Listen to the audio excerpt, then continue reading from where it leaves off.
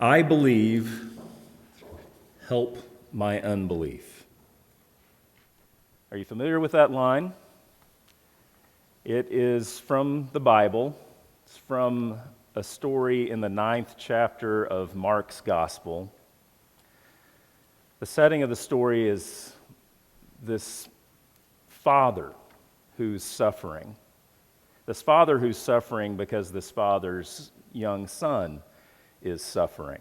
He suffers from an affliction that he's had since his birth. He suffers from severe seizures that throw him onto the ground, seizures that sometimes throw him into the water, seizures that seemingly threaten his very life. And his father has gotten word that there is someone in the hills of Galilee who is healing. And so he takes his son there. He takes his son there and he finds disciples of Jesus who are helping Jesus do these healings. But the disciples cannot offer help to this boy. They try, but they cannot.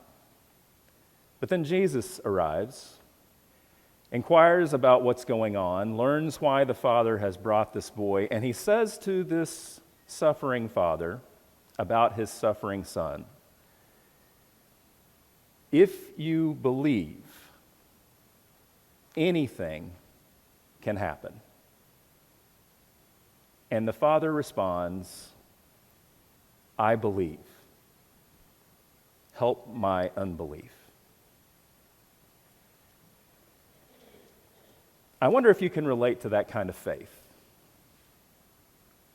I know I can. It resonates with me, especially on a day like Peace Sunday, the second Sunday of Advent. The second Sunday of Advent every year in our tradition, we celebrate this theme of peace. And I have a difficult time with it more and more every year. We light a candle representing peace. We read the reading that Ian read for us just a moment ago about Zechariah, the father of John the Baptist, who gives this blessing after John the Baptist is born, declaring that this is the one who is preparing the way for the Lord. This is the one whose light will be coming to those who sit in darkness and the shadow of death, and that one greater still is coming who will guide us into ways of peace. I want to believe that. I want to believe that this Christ child that we wait for this time of year, that this is the Prince of Peace, the one foretold in Isaiah. I want to believe. I long to trust that what the Christmas angels sing about to the shepherds in the next chapter of Luke, when they fill the sky and they declare that this one's birth will bring glory to God and peace on earth. I long to believe. I believe. Help my unbelief. Because every year when I'm preparing this sermon about peace in this season of Advent and waiting, while preparing this sermon, I hear another story about just how unpeaceful things are in the world, just how far from peace we are. Whether it's local stories about things going on that have harmed children, families, or global stories about another variant of this pandemic that's robbed us of peace for the past 2 years, or another school shooting, another one, this one in Michigan. Every year I can name one, because there's one every year. There's one every week.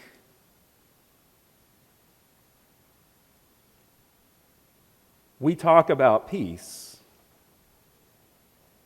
And yet, sometimes there's so much that bleeds all together, sometimes literally bleeds all together, that this ongoing peacelessness can feel like hopelessness.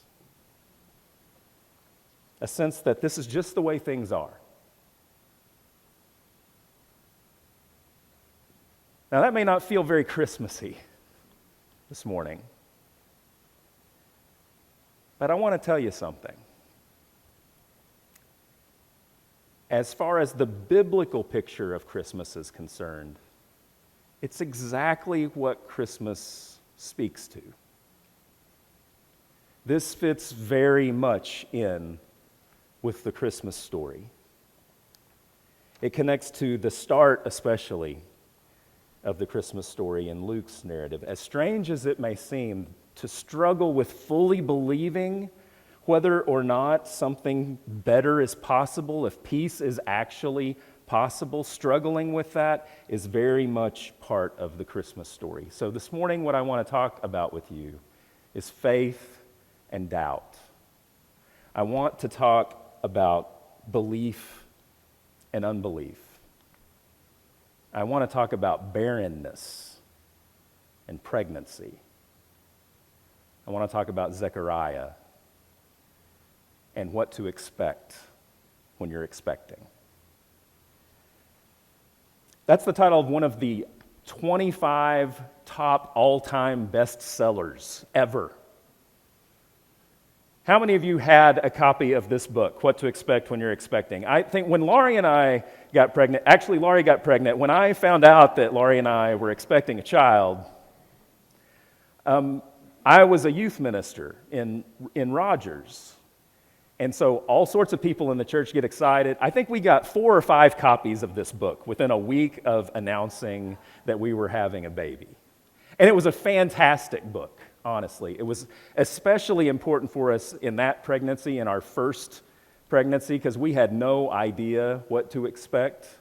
And it helps to know what to expect when you're expecting. And this book is great. It kind of prepares you for all the emotional changes that a mother-to-be will experience. It explains what's going on in the baby's development along the way, which was really important for me as a father-to-be, because at times, especially early in the pregnancy, the father kind of feels a little disconnected from that, and it helped to explain everything that was going on that the mother just naturally knows intuitively a little bit more. And it offers great advice every step of the way. When you know what to expect when you're expecting, it helps you to prepare the way for this new life that's about to come into the world.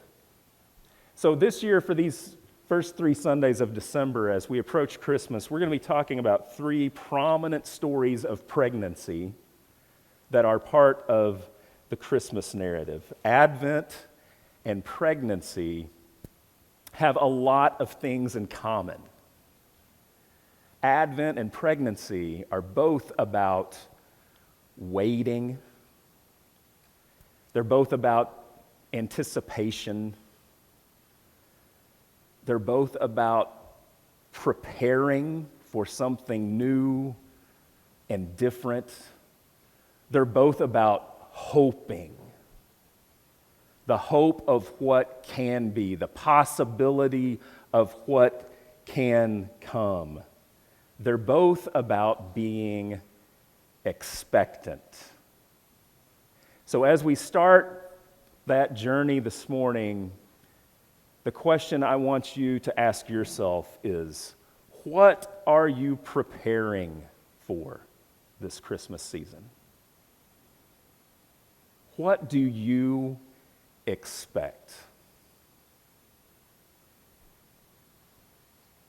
Most of us are a lot more familiar with Mary's part of the story, which we're going to talk about next week, than we are with Zechariah and Elizabeth's part of the story, which is our topic for today.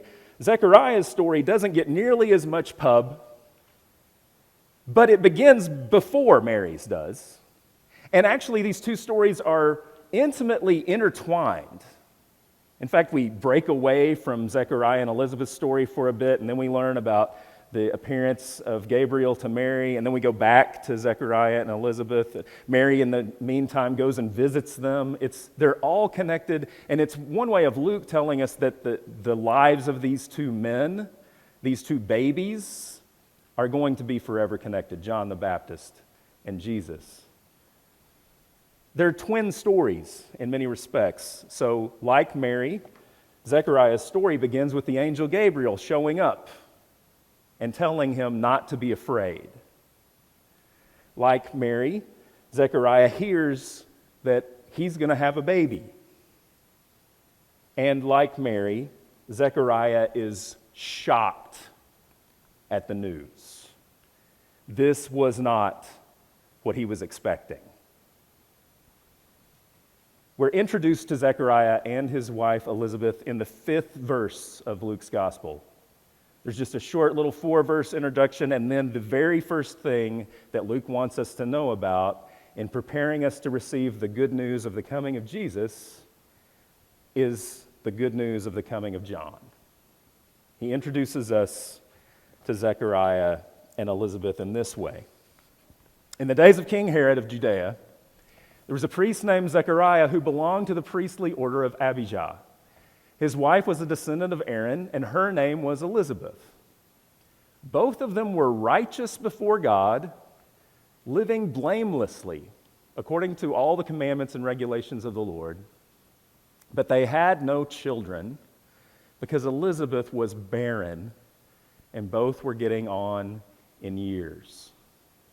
Now, there's two really significant words in that passage: barren and blameless. To be blameless and barren. Now that'll do something to a person. Especially in a culture like theirs, where childlessness was like the worst thing that could happen to you. To be blameless, to do everything right, everything that you're supposed to do in the way that you're supposed to do it, and yet to suffer this fate of barrenness. It was usually interpreted as a sign of God's disfavor, that God was punishing you for something that you had done, or perhaps something that your parents had done.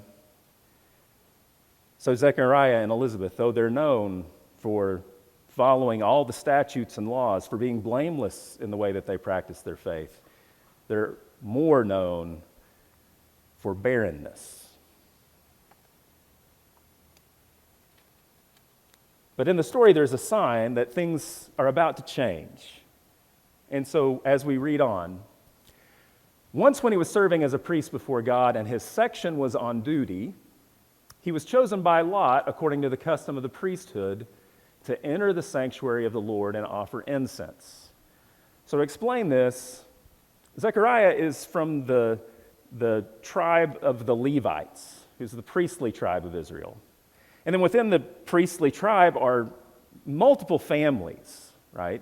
And so the Levite families would kind of divvy up the calendar, and each family of that tribe, the family itself being hundreds of people, would be responsible for providing the priestly responsibilities in the temple a couple of weeks in the year. They would rotate through that. They'd have other priestly duties throughout the rest of the year, but only a couple of weeks. They were kind of part-time in the temple. I know that most of you think that all ministry is part-time, like you think I only work on Sunday, but this guy, he worked all the time trying to be blameless before the Lord, but only in the temple a couple of weeks a year.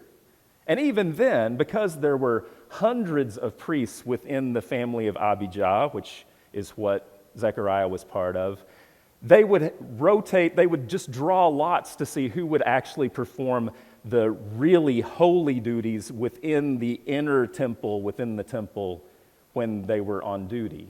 And on this particular day, Zechariah gets the opportunity of a lifetime. His name is drawn to go and burn incense at the altar that is beside the Holy of Holies within the temple, the place within the temple that they believed the presence of the Lord dwelled. Many priests would go an entire lifetime without ever getting the opportunity to do that. But on this day, Zechariah is chosen. So this is what that would look like. All of the other priests from his family, from his tribe, would gather outside the temple in prayer, and Zechariah would then select a couple of priests to assist him with what was going to happen. One of them would carry a golden bowl full of burning coals in alongside Zechariah, and Zechariah would carry in the incense. And then a third priest would be tasked with cleaning the ashes from the previous day's burnt offerings.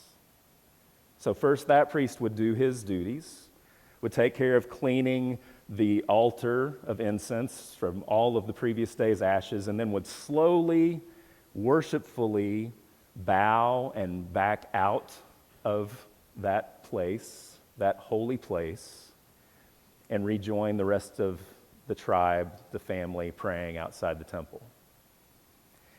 And then the second priest would take those burning coals and would lay them on the altar of incense.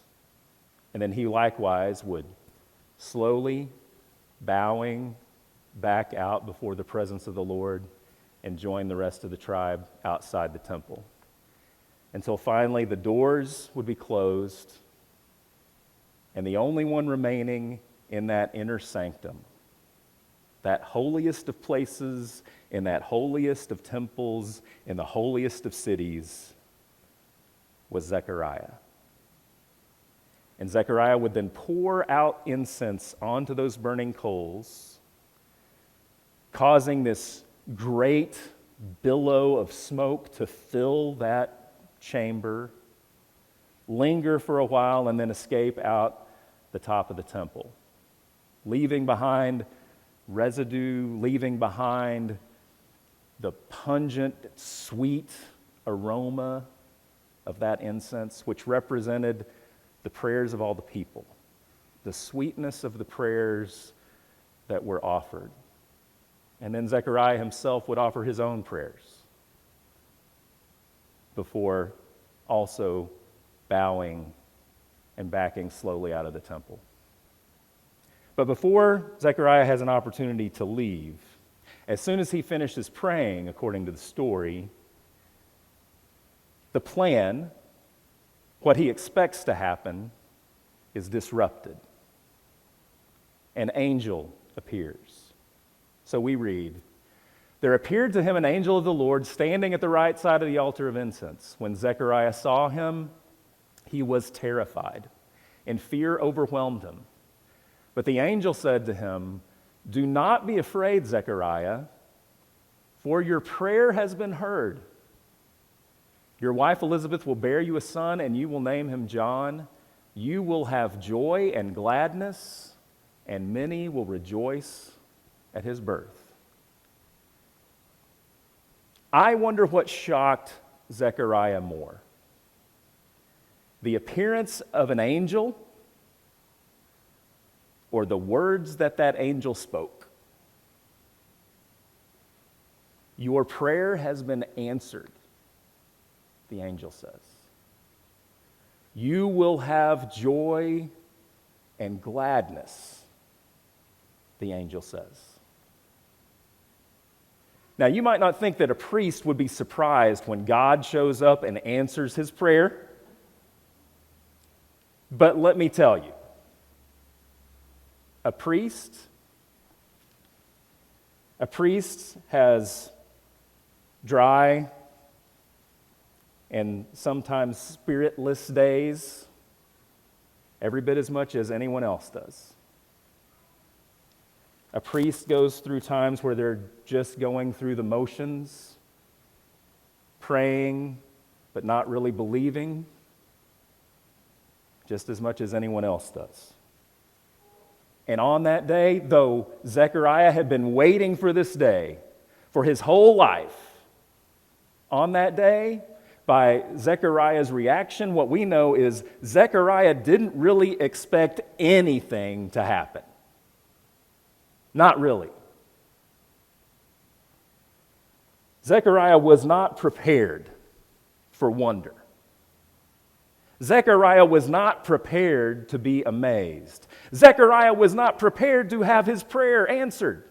He prayed that prayer. He'd been praying that prayer for day after day, week after week, year after year. He'd been praying that prayer so long that he no longer believed it could possibly be answered.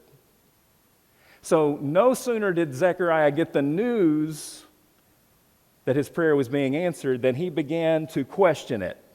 He essentially says, "Yeah, right." Zechariah says to Gabriel, "How will I know this is so? For I am an old man, and my wife is getting on in years." This makes me wonder if Elizabeth's like right outside where she can hear what he's saying, because he kind of couches that a little differently. Like, I'm old and she's all right, but she's getting on in years, It's the moment he's been waiting for, not just as a priest, but as a husband, as a man. He's been waiting for this prayer to be answered. He's been waiting for his life to change. He's been waiting so long he no longer really expects it. He doesn't expect anything. When you go through life the way Zechariah has, wanting something so badly and for so long, and feeling like you're paying for a sin that you didn't even commit, it can lead you to find yourself standing in the holiest of all places before an angel of the Lord saying, "Prove it."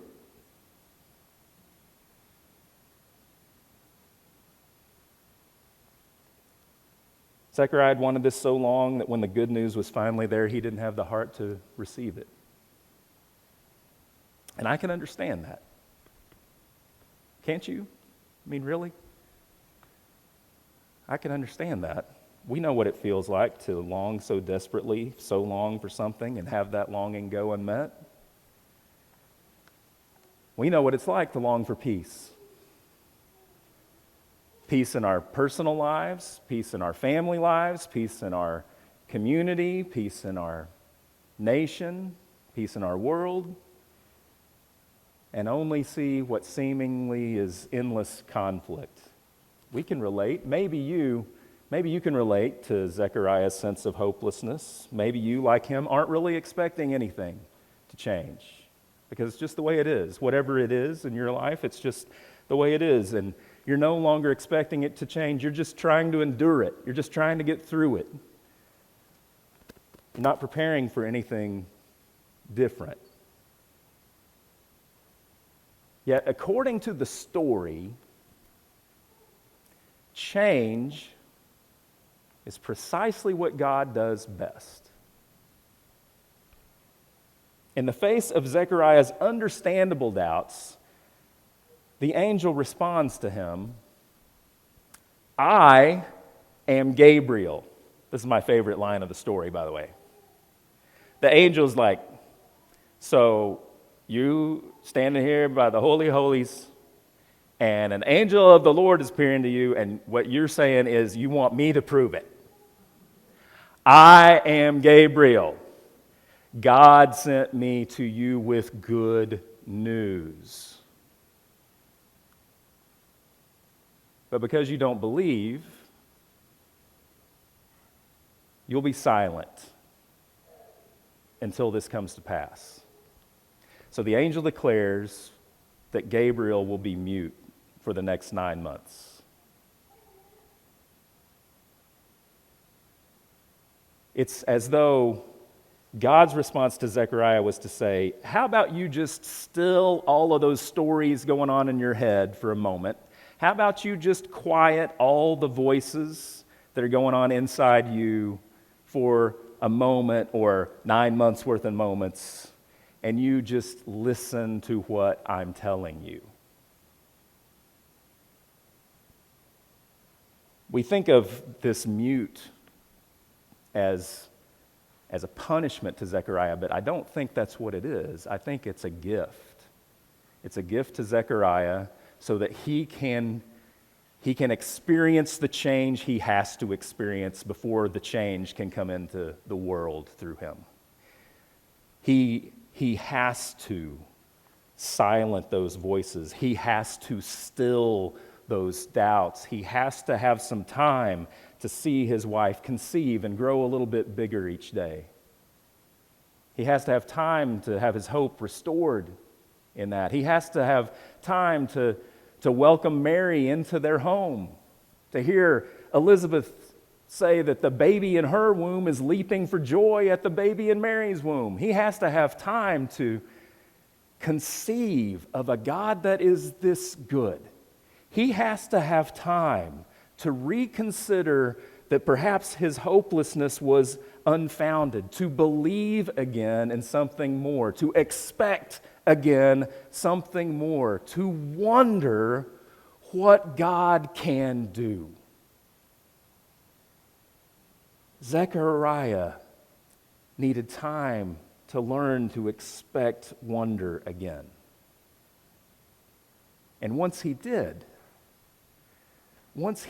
he saw the promise, the hope, a light that could speak to his darkness and the darkness of all he knew. And that's where he proclaims after that birth, after he finally holds that hope in his own hands, his tongue is loosed and he proclaims those words we read before, this blessing that we find in the end of Luke chapter 1. Blessed be the Lord God of Israel, for he has looked favorably on his people and redeemed them. He has raised up a mighty Savior for us, and you, child, will be called the prophet of the Most High. For you will go before the Lord to prepare his ways, to give knowledge of salvation to his people by the forgiveness of their sins. By the tender mercy of our God, the dawn from on high will break upon us, to give light to those who sit in darkness and in the shadow of death, to guide our feet into the way of peace. To guide our feet into the way of peace. To guide our feet into the way of peace. I believe. Help my unbelief.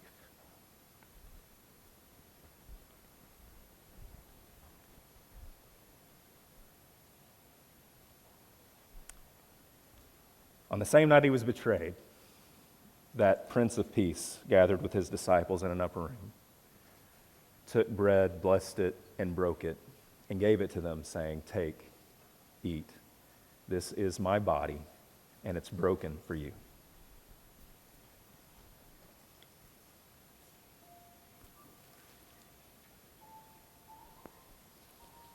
After supper, he took the cup, and after giving thanks for it, he passed it to them as well, and said, "Take this and drink of it, all of you.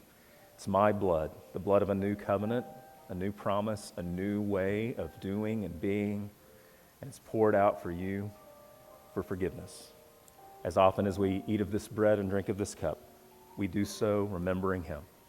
All are welcome at the Lord's table."